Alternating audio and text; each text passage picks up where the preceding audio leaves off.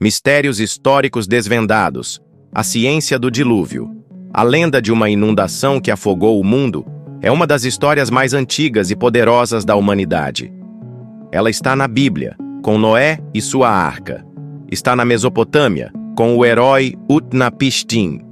Está em mitos gregos, hindus e até nas tradições de povos nativos das Américas. Por milênios, a humanidade olhou para essa narrativa como uma verdade sagrada, ou, mais recentemente, como só um mito. E por um tempo, a ciência moderna parecia ter fechado de vez essa discussão. Geólogos e biólogos são bem claros. Nunca existiu água suficiente na Terra para cobrir todos os continentes e todas as montanhas. Um dilúvio global é fisicamente impossível, caso encerrado. Mas, e se todas essas culturas estivessem de alguma forma contando a mesma história real? E se a ciência, em vez de só desmentir a lenda, tivesse encontrado o lugar exato onde o grande dilúvio de fato aconteceu? A verdade por trás do mito mais duradouro da civilização pode ser mais surpreendente e catastrófica do que qualquer lenda. O mistério universal. Quando a gente pensa no grande dilúvio, a imagem que vem à cabeça é quase sempre a da Arca de Noé. A história, descrita no livro de Gênesis, é um ícone. Deus, decepcionado com a humanidade, decide limpar o mundo com uma inundação de 40 dias e 40 noites, salvando só Noé, sua família e um casal de cada animal. Mas essa nem de longe é a única versão da história. Na verdade, não é nem a original. Muito antes de a história de Noé ser escrita, os povos da Mesopotâmia já contavam algo bem parecido. Na Epopeia de Gilgamesh, uma das obras literárias mais antigas que existem, o herói encontra um homem imortal chamado Utnapishtim. Ele conta como os deuses decidiram destruir a humanidade com um dilúvio e como um deus do contra o avisou, mandando ele construir um barco gigante para salvar sua família, artesãos e os animais. No final, Utnapishtim, igualzinho a Noé, solta pássaros para ver se as águas baixaram. As semelhanças são grandes demais para serem só coincidência. E esse padrão se repete pelo mundo todo. Na mitologia grega, Deucalião e sua esposa Pirra sobrevivem a uma inundação numa arca de madeira. Nos textos sagrados hindus, o sábio Manu é avisado pelo deus Vishnu sobre um dilúvio e orientado a construir um barco. Lendas de uma grande enchente purificadora aparecem entre os povos quichés na Mesoamérica e em várias tribos nativas norte-americanas. A pergunta que fica ecoando há séculos é: como? Como culturas que, em teoria, nem tiveram contato, criaram mitos tão parecidos? Seria uma baita coincidência? Uma necessidade psicológica de criar histórias sobre destruição e renascimento? Ou seria algo mais? O eco de uma memória ancestral, um trauma real que nossos antepassados viveram e que ficou gravado tão fundo na consciência que se espalhou pelo mundo com as migrações? O conflito científico. Por mais legal que seja a ideia de uma memória compartilhada, a ciência moderna chegou com sua lógica e jogou um balde de água fria na história. A noção de um dilúvio que cobriu toda a Terra, incluindo o Monte Everest, simplesmente não bate com as evidências físicas. Primeiro, a questão da água. De onde viria tanta água? Se toda a umidade da atmosfera caísse como chuva de uma vez, o nível do mar subiria só alguns centímetros. Derreter todo o gelo do mundo também não adiantaria. Para cobrir as montanhas mais altas, a gente precisaria de 3 vezes mais água do que existe em todos os oceanos. E um problema tão grande quanto: para onde essa água toda foi depois? Ela não pode simplesmente sumir. Segundo, a geologia. Um evento apocalíptico como esse deixaria uma marca clara nas rochas, uma camada única de sedimento espalhada pelo planeta inteiro. Essa camada não existe. O que os geólogos encontram são várias camadas, depositadas ao longo de bilhões de anos, que provam que a Terra ficou exposta ao ar por longos períodos e não submersa de uma vez só. Terceiro, as provas da biologia.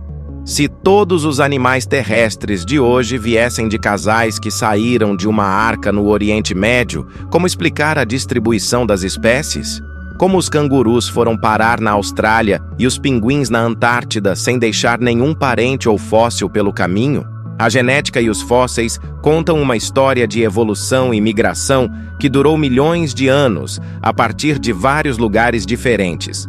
O veredito da ciência parecia definitivo. O dilúvio universal é um mito poderoso, mas ainda assim um mito. A história parecia acabar aqui. Mas aí, a ciência fez o que faz de melhor. Continuou cavando. E a resposta que encontrou não estava no mundo todo, mas em um lugar específico, com um passado sombrio e misterioso.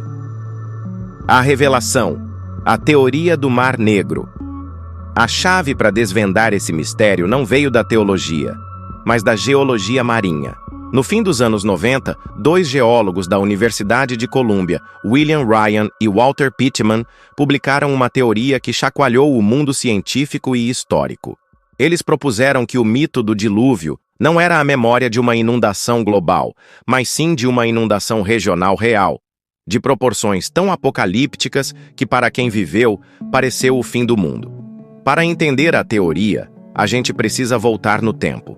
Por volta de 500 a.C., o mapa da região era bem diferente. O Mar Negro que conhecemos não era um mar de água salgada ligado ao Mediterrâneo. Era um gigantesco lago de água doce, isolado e tranquilo. Seu nível estava mais de 140 metros abaixo do nível do mar de hoje, e suas margens eram vales férteis, perfeitos para as primeiras vilas de agricultores. O que separava esse lago do mar Mediterrâneo, que era bem mais alto, era uma barreira de terra onde hoje fica o Estreito de Bósforo. Enquanto isso, o planeta esquentava com o fim da Era do Gelo. As geleiras derretiam, despejando uma quantidade absurda de água nos oceanos e fazendo o nível do mar subir no mundo todo. O nível do mar Mediterrâneo subia, e pressionava cada vez mais essa barreira natural no Bósforo. Até que um dia, a barreira se rompeu.